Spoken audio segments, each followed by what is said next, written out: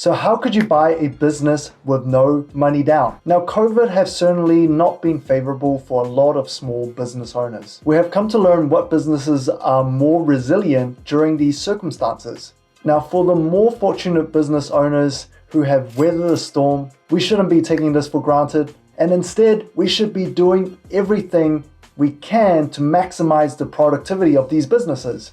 And with the interest rate being so low, the government injecting a whole bunch of money in the economy, it has been a lot easier to get business lending. So it might be worthwhile for you to consider expanding your business, perhaps buying up smaller businesses that would add value to your current structure. And if you stay till the end, I'm going to share with you one story of me and Andrew, one of the business deals that we did in the beginning of our business journey, and how we actually sold that business 6 times more than what we bought it for within 1 year. All right, so how do you buy a business with no money down? Let's just pretend there's a business that is making a net profit after all its expenses, $100,000 a year. It could be anything you can imagine: laundromat, a gym, a lollipop playland, or an online commerce store. Now, typically these small businesses, they sell at around 3 to 5 times the net profit. So $100,000 may sell for anything around that $300,000 to $500,000 mark, depend on the risk of that type of business. Now remember, this $100,000 have to be based on pure profits. So if you have to work in the business to make that $100,000, then those type of business will be worth a lot less and they might be valued a different way. So back to our example, $100,000, and let's pretend we can buy it for $400,000, giving us a 25% return on our money. Now, for a business like that, it's actually quite easy for you to get 50% finance on a business loan. So that means we only need an extra $200,000. $200,000 is going to come from a small business loan. So instead of getting that money from your own pocket, what you can do is bring in shareholders, or should I say investors, that might just need some cash flow. Perhaps family have $50,000, $80,000 lying around and they need a good return of cash flow from it. Or perhaps potential business partners that might actually benefit from your client base and they might buy a share in your company.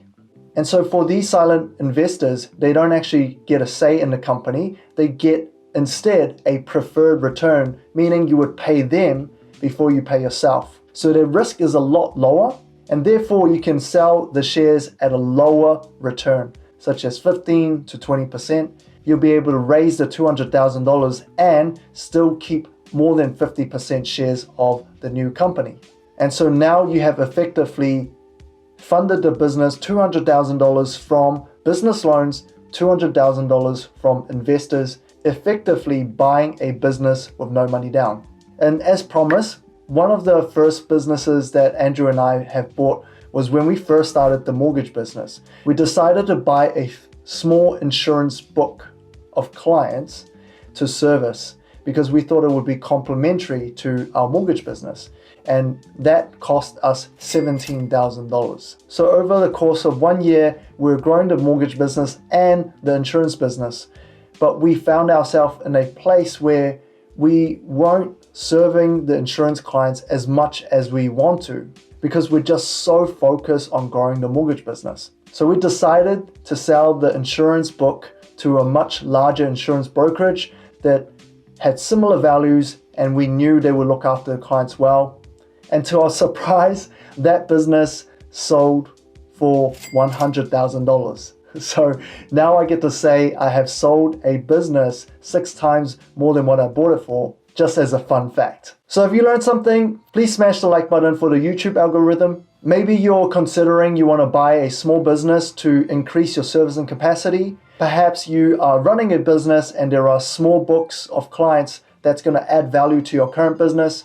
Or you just want to upscale your business and you want to buy into a bigger business. Those options are definitely available for you. If you need to discuss with an advisor, check out the mortgage snapshot below. It takes 90 seconds and our team will actually put you in touch with one of the advisors to look at your lending options. whether you should use business loan or equity on your property to look at these business opportunities. Until next time, I'll see you guys again.